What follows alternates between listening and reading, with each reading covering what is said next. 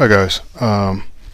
So one of the things that you're going to hear the most often with respect to your trading is you have to have emotional stability. Your psychology has to be in place, like a lot of different things like that. I choose to refer to it as emotional capital, and falling under that is everything to do with psychology, but primarily I'm talking about patience and discipline, right?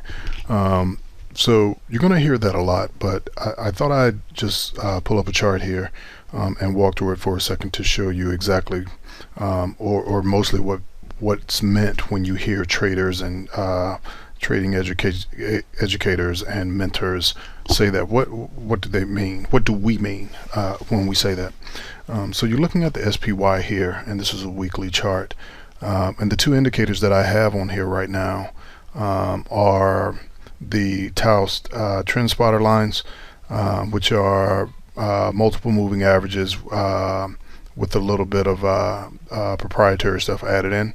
And you also have my pivot and trend indicator, both the upside and the downside, right? So they flash when you have a trend to the upside and you get a pivot, you get a signal that's blue, and when it's to the downside you get a signal. I think I have it set at yellow, all right, just to distinguish it from the red here. So what happens with this, oh, there's a yellow one right there. So what happens with this indicator is you have to be pretty patient and wait for the signals to present, right? So you got one here, right? And depending on how you played it, you would have taken profits, or you would have gotten ultimately stopped out. Then you would have gotten it here again and almost certainly gotten stopped out. And you would have been tempted here, right? But you wouldn't have gotten a signal again until here, right? See that blue one there? And again, depending on how you played it, you would have gotten stopped out, would have gotten it again, or would have just gotten it. Theoretically, you would have been in this one, so you wouldn't have taken this one. But you ultimately would have been stopped out either here or here, unless you took profits. And the best way to play this, if you're playing it for the trend, you certainly would have been stopped out because you would have been waiting for this to develop into a full-blown trend, right? So you would have had no position. You would have gotten taken in again here with your stop just below here, and here we go, right? Now this is what gets interesting, right? You wouldn't have been taking any of these, right? Because you would have been in a position, right? And it runs, right? So the big question here becomes, when do you exit, right? Because sure enough, it comes back. The entry would have been around 118, right? The entry that finally worked, close 118.13, yeah.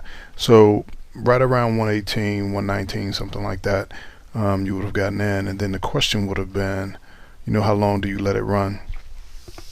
To manage risk properly, and to get a little bit of leverage, when I played stocks and ETFs, I always played them with options, right? And the best way to play options on the big exchanges, or the big indices I should say, is to play leaps, right? And most leaps you can go out a year. Some you can go out 2 years, but they tend to get pretty, with that much time value, they tend to get pretty expensive. But you can't go out that far. And let's say you had gone out 2 years here, then you would have been forced out of this trade by the beginning of 2008, right? Which would have been a good thing ultimately, right? But if you had only gone out a year, then you would have wanted to be out of this trade, or certainly rolled it into the next contract by sometime in here, right? Because you would be coming up on that that January expiration right here, so you want to be out of it as it started to get strong, if you weren't already, right? And let's just assume that that was the case and you got out of it.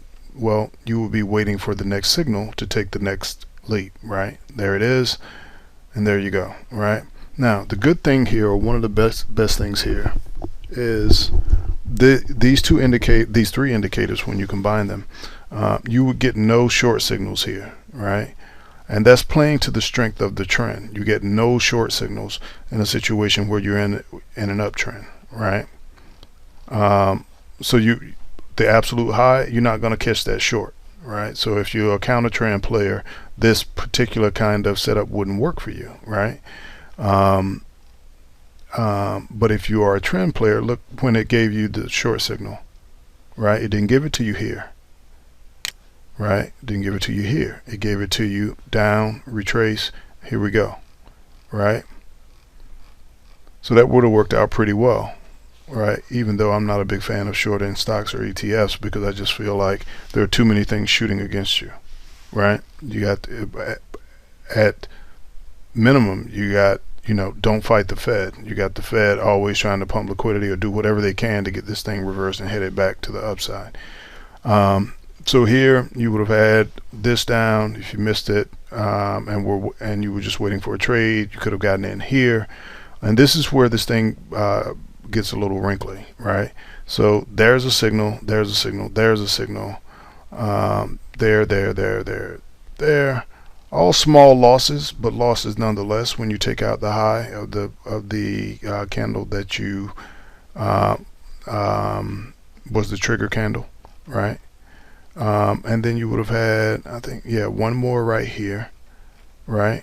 So that was 12 losses in a row, depending on how you play this, of course, right? And then you would be anxious. I want to get involved. I want to get involved. Would not have gotten a long signal until here. Probably would have been stopped out right here. No, not quite, but definitely here, right? And no signal here, no signal. Another long signal stopped out, long signal, right? You would have had to wait for this, right? Through all this time, it's almost a year, right? Stopped out, take it again, and it would have worked a little better, right? It's the one that would have taken you to where we are right now, right? But I'm flashing through these things, fairly quickly. That's a long period of time, 2006 to 2013. That's 7 years, right? But the point of it is you have to be disciplined about only taking your signals, whatever they are. I'm just using this as an example. These indicators and the signals as examples. Whatever your signals are, if you've tested them and you know that the expectancy is positive and to your liking, you just have to wait for your signals to fire, right? You have to be disciplined enough to close the trade when you're stopped out, right? You have to be disciplined enough to stay in it. If it's a trend play, you have to be disciplined enough to stay in it and let it work for you, right? Not an easy thing to do, but that's what emotional capital is all about. Before I go, let me show you that this approach will work on single stocks as well, right? So here you have a signal, right? It's hard to see it, but there it is, right? And then there just wouldn't have been anything to do. It just so happens in this stock, right? You would have owned the stock, or you would have owned options, and there really wouldn't have been anything to do depending on how you played it, right? You might have had to roll if you were playing leaps at some point and then wait for a signal to get back in. There's one right there. Here are several that would not have worked if you didn't already have a position on, right? But here's one that ultimately worked, and it ran away quite nicely, right? Notice there's not one sell signal until right here, right? And it of course fell because the market turned around and is going back higher, right? And you never got a signal here until right here, which you would have had to wait for, right? But it would have treated you pretty well if you took it when it presented itself. Okay, guys. So, and again, it works on pretty much all stocks. If you can get one that looks like this, certainly at the beginning here, then you just wait for a signal, get involved, and just let it ride and go and just see what happens, right? So the point is, you want to make sure your emotional capital is one of the strongest parts of your trading game, right?